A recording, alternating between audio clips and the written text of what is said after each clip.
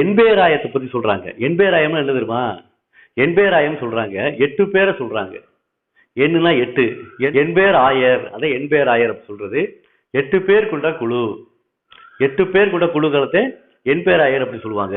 இப்ப பாருங்களேன், கர்ணத்தியலவர், கர்மகாரர், கனகச்சுற்றம், கடைக்காப்பாளர், நகரமாந்தர், படைத்தலைவர், யானை வீரர், இவுளி மறவர் அப்படின்னு சொல்லி 8 வகையான எண்பேராய குழுவினர் இருக்கிறாங்க.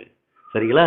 அடுத்து 8 தொகை நூல்கள்: நற்றிணை, குறுந்தொகை, ஐங்குறுநூறு, பதிற்றுப்பத்து, பரிபாடல், கலித்தொகை, அகநானூறு, புறநானூறு என்று சொல்லக்கூடிய 8 தொகை நூல்கள். சரிங்களா?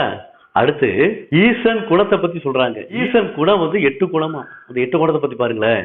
வரம்பில் ஞானம், வரம்பில் காட்சி, வரம்பில் இன்பம், வரம்பில் ஆற்றல், நாமமின்மை, கோத்திரமின்மை, ஆயுளின்மை, இடையூரின்மை என்று சொல்லக்கூடிய 8 வகையான ஈசன் குணங்களை பத்தி சொல்றாங்க.